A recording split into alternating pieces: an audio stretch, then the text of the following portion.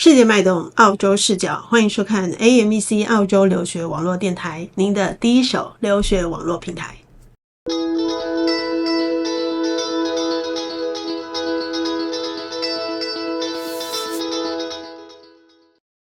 Hello， 大家好，我是以梦，今天又回到我们留学的现场。我们今天要来谈谈什么话题呢？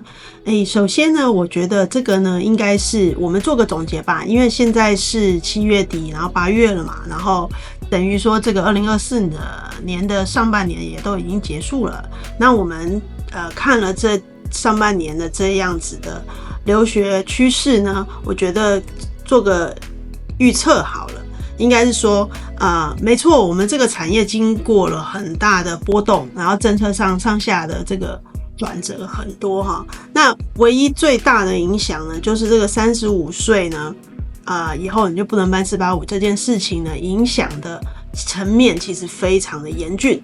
那我也看到很多其他的老师甚至都已经喊出来，就是说不要来澳洲了，然后澳洲太难了对于某某国家的学生呢是更加的艰难然后或者是各种方面的提示呢，就是觉得说这个很难走下去。那不管是在国内你也觉得很卷，在国外呢你也觉得很卷，那现在我们到底要怎么办呢？但是呢，我觉得我还是有看到曙光，也就是说呢，我们应该要切中一些要点，就是我们怎么在这一连串的浪潮当中，我们还可以保留一个非常好的位置，好的战略呢一样可以过去澳洲读书呢。原则上来讲呢，最让大家感觉到难的就是我这个35岁以后我又不能去念硕士了，之后会留不下来了。这个确实在当时我们有很大的影响。那很多人他只会觉得说这个有什么好影响的？那不是就是少了这些35岁以上的人吗？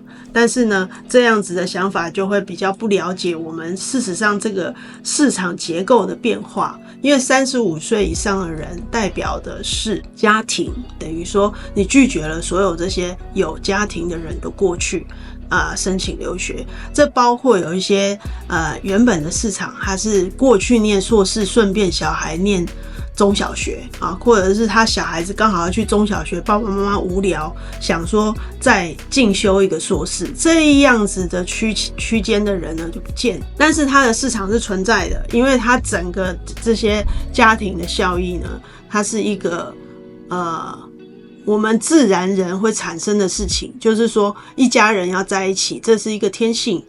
所以呢，我们现在我就赶快先来讨论主题好了，就是说因为很多的学生他很害怕，他觉得说那这样我就不能申请了，他就跑走了他也不想要因为30几岁的人，他怎么可能会随意的去移民然后去另外一个国家，然后要重新开始，他本来就很害怕，然后现在让这个政策让他更害怕了。但是呢，我这1-2个月呢，我就这样子也办了几个博士生我讲这个我这几个不同的 case， 然后让一些他正在外面观望的人呢做个分享好了，因为这是实际案例嘛个案的这些分析。第一个呢，我帮他一个很了不起的，他是澳国立的政治博士。好，那当然这一种人呢，这种人才他本来就是很有背景的，他是英文也好，然后本身过去的学历背景、工作背景都是相当有来头的，然后他就也完成了这些 research， 然后也获得这个澳洲国立大学 ANU 的青睐，然后给他这个博士 offer， 然后我们就帮他完成了这个一系列的手续。当然他因为他的背景比较复杂，他在签证上面肯定我们也是有需要专业嘛，所以我们才会接触到这样子的课程。那这是一个案例，可是不是很多人可以有这样子条件的。那有些人一听到我要申请博士，我还是怎么样我很害怕，他当然觉得这跟我是不可能的事，对不对？那另外一个呢，就是他是读护士博士，是最近批下来的。护士呢，已经是在澳洲的移民世界里面已经是铁票区了。但是他年龄大啦那这个他现在不能再去念一个护士硕士啦，这不能满足他了，所以呢他必须要变成一个博士，他才能够全家一起出去。那他怎么去变成博士呢？那每一个人一开始呢，听到我们这个画面，我先切到怎么去申请博士。我以前也有曾经录过几集啊，教学啊，那大家一听到都是吓走啊，因为呢，他觉得很困难。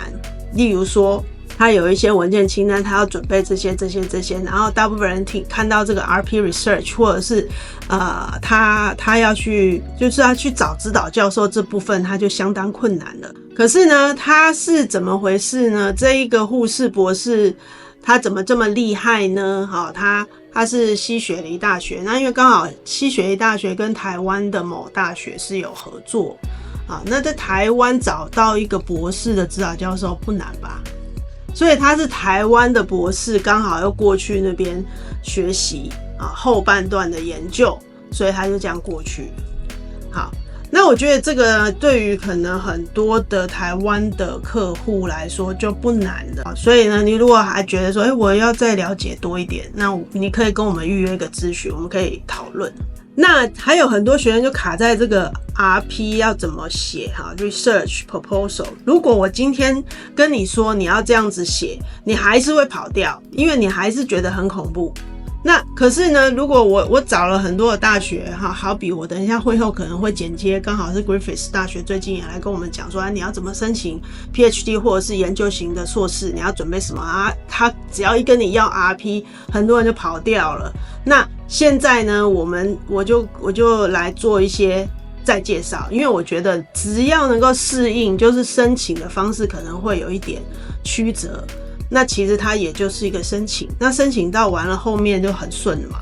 所以呢，第一我们要先知道我们的研究目的计划描述是什么。其实在台湾如果有学过硕士的学生都觉得不难啦，因为台湾的大学大部分的硕士都是研究型硕士。那我们现在先不谈 PhD 这件事情，就先讲，因为研究型硕士它也是要研究，你就要想说你要研究什么东西，然后根据你过去的学术背景等等，你去做一个提案，你只要把它完成了呢，那么现在这些的名额都很多。所以呢，我觉得这就是为什么我觉得说没有这么难因为呢，另外的一种模式就是一种就是你把这个 RP， 然后经过这些可能教育顾问什么大家一起帮助你提示你，然后你解决，你最后你写出了，你弄好了之后，好，你申请。那你申请的话其实没有想象中这么难，虽然你要经过一段路途是你要去找指导教授，但是你也可以去找因为这样子换一个角度来想的话，以往有一些比较 mature 的学生，他会觉得说我现在学这个硕士这里面的课程这几个单元也不是我喜欢的然后这个教授也不是我觉得很好的。那如果你现在开始去找研究型硕士或是 PhD 类别的，你就可以先选好你喜欢的教授跟你觉得有用的 subject 去进修嘛。所以这样子思考像放回来呢，我觉得其实只是申请的流程有没有能适应的而已。那你如果能够接受，其实也就是申请，没有这么难。尤其是如果他并没有一开始要 target PhD 的人就是不要一下子就博士，好害怕，对不对？那如果只是先申请研究型的硕士，不难因为也有几个案例，他就是申请研究型硕士，他就是把他想要的重点追求的目标，有一些特别是在 IT 领域的或 Computer Science 的学生他本身就有一些钻研的精神，那么他就觉得说，我在这个领域上面，那台湾的学生特别容易在这方面得到青睐他可能在这方面研究部分Computer Science 的部分，他特别有领悟力，或者是根据他过去的工作经验，他可以阐述出一条路线，他就可以提供这个申请了。那这个呢，他就可以突破35岁以上可不可以4把我留下来的这件事情，而且他是可以带配偶过去的。那往往呢，也有一些学校他支持这些人才，所以他会给你奖学金。好，这就是后面呢，接下来呢，我觉得我等一下剪接这个 Griffith 上周来我们这个讲座来做一个介绍，就 Griffith 大学的 Research 的 Master Research Program 要怎么申请，各位呢就可以笔记做起来，然后如果需要了解呢，它就前身在申请的这个部分呢，就是可以值得探索的。好，那今天先这样，我们赶快进去到那一天的现场。University, and I work with the team in supporting international students who want to come and study at Griffith.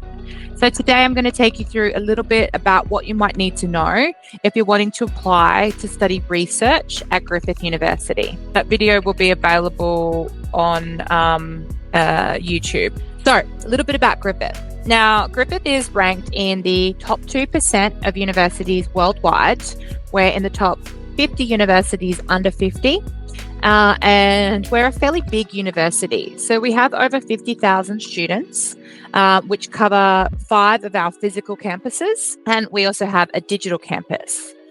We have over 200 degrees that go across all our different subject areas with 4,000 staff members. And we're in the top 2 of our disciplines, so our law and criminology and our nursing are in the top 5 in the world. So we're number 1 in Australia for law and criminology, nursing, midwifery, and tourism and hospitality. We have over 130 nationalities represented at the university. So when you come to Griffith, there's lots of domestic students, but we also have people from all around the world. So we have 10 different subject areas. I'm not going to go into every subject area today, but I will be referencing some of our groups that talk about the different research areas that we have. So a little bit about research specifically. So we obviously have state-of-the-art research facilities, and we have 35 research centres and institutes. 3,000 of our staff members are dedicated to research here at the university, and we also have a 99% research rate on the world standard. A little bit about research programs. So what is higher degrees by research? So in Australia, that is essentially what we call a level 9 qualification. So level 9 is a research master's, and a level 10 is a research doctorate. So as you go up through the qualifications, we have a bachelor's, we have a master's, and then we have our research programs as well. So I'm going to talk you through a little bit about the programs that we offer in the research master's and the doctorate spaces. At Griffith, we have 4 academic groups, and each group has different schools represented and also different research projects and research centres. Griffith Business School, this encompasses schools such as accounting, finance and economics. We have our tourism, sports and hotel management.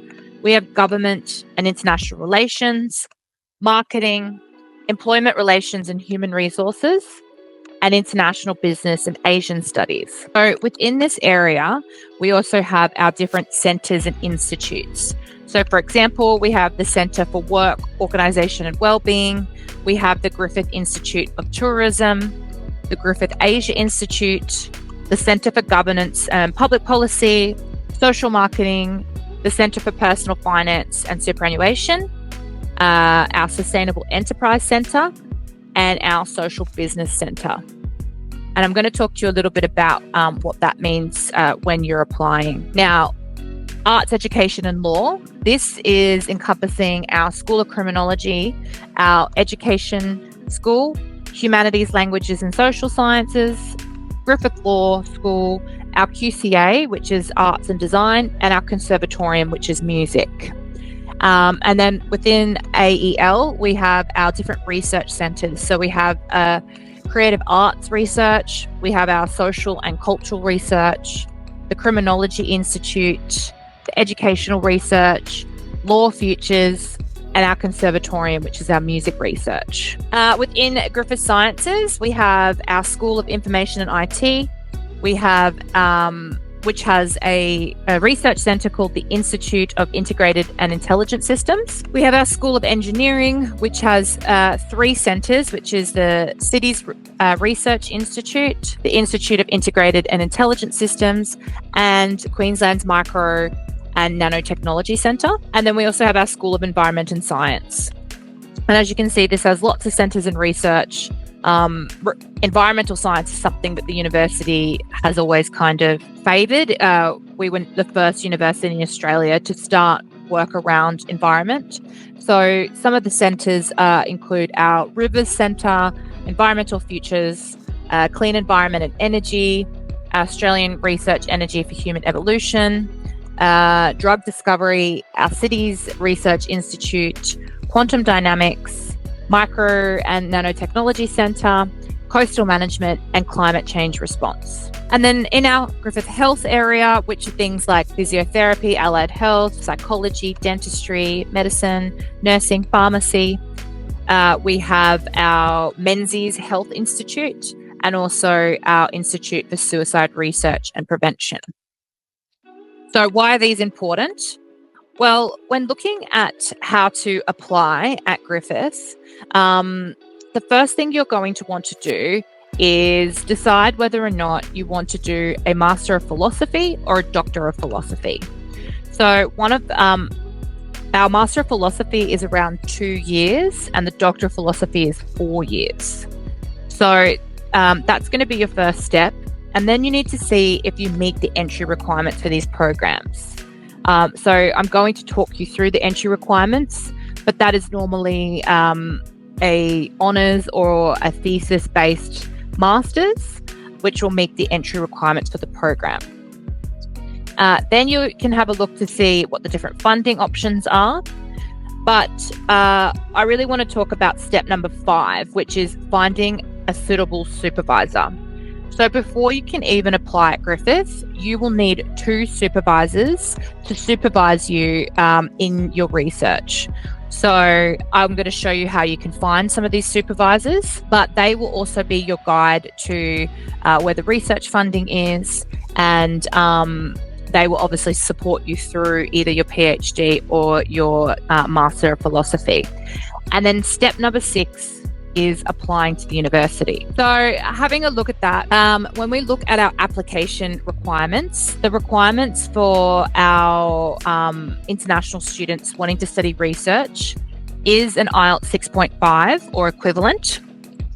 Or we also offer a English pathway for students that might want to package 10, 20 weeks with our English provider and get a packaged offer into their master's by research or PhD. Then you'll also obviously need your research proposal, which you can work on with your supervisor. You need to have academic referee reports and a CV. The 2 main degrees, as I mentioned, are PhD and your master's by research. But we also do offer pathways. So if you have not currently studied an honours or a master's by research with a thesis component, you may choose to go through a pathway into one of our research programs. So we do offer graduate diplomas into our PhD programs, and these are obviously in all the different subject areas. So you can choose to apply for these as a pathway into our PhD programs. Now, having a look at the commencement dates, we have just missed intake 3, so we are up to intake 4 for 2024, which is October 14th. And then I've also just included some of the research intakes for next year as well. So we have one intake in February, and then April, June, and then October. So I mentioned before, one of your very first things to do before you even start applying is you need to find a supervisor. So there are 3 ways that you can find a supervisor at Griffith University. The first way is by looking, and this is a snapshot on our website. You go to the very top, there is a research tab. And as you can see, the second tab along is called Griffith Experts, Research Experts. If you click on this, you're actually able to go through and see all our academics that are currently researching different topics at the university. There's a search function as well. So for example, if you're wanting to study research in IVF, or you want to do research in cybersecurity, you can type in those keywords and find academics that are currently doing research in that area. It will have their contact details, and you can then contact them to find out if they're looking to work with further students. And if you have a research proposal, you can send that through to them. The other way you could find a supervisor would be going to our centres and institutes, which is the third button along. I mentioned before, I spoke about all the centres and institutes. If you're interested, for example, in doing something in cybersecurity, you can go and have a look at our centres and institutes that align with IT, with cybersecurity, and go and see the existing research that's already taking place at the university. Once you find existing research, you can then contact that centre or institute to see if they're looking to bring on more students and maybe what sort of areas they're researching. So in this case, you might be working with them on your research proposal, but this gives a little bit more flexibility. It allows you to be able to come into the university and work on an existing project instead of trying to find someone to support a new project. And I often think that that is a better way to get your funding and to be able to get your supervisor approval. So they're both found on our tab. And that's probably going to be the biggest part of your research journey, is finding those supervisors. The third way that you could find a supervisor at the university is we have a website called Jobs at Griffith, and we actually outline all our current research jobs that are available on here. So keep an eye out to see if any of these align with the sort of research that you're wanting to do. And then you'll be able to obviously apply for that research position, and then go from there, find your supervisors, those sort of things. Talking about scholarships, we do offer scholarships for international students, and there's lots of different types of funding available to students. So we have obviously some of our research is fully funded, so you might be able to have your tuition fees covered. We also offer living allowance scholarships. There's the government-funded scholarship, as well as the Griffith University-funded scholarship. And then, as I mentioned before, is the tuition fees. So you could also get a government-funded scholarship to offset your tuition fees, or also a university-funded scholarship to offset your tuition fees. There are other scholarships available as well. We have top-up scholarships. And that can all be found on our research tab in the scholarship section. In order to get a scholarship, you will need to have your two supervisors as your referees. So I would recommend firstly contacting your supervisors, because they will know all the different type of funding that's available for that specific project.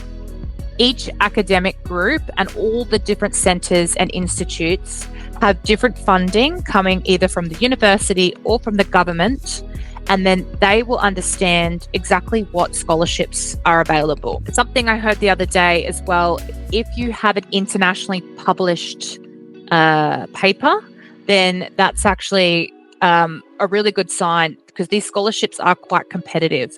So having things like already published papers will definitely be a good requirement in order to be successful in your scholarship application. So sorry, this is a little bit blurry, but these are some of the cutoff dates for scholarships. And as you can see, at the moment, our 2025 scholarships for the award dates have been cut off, but there will be further dates for the 2025 scholarships available.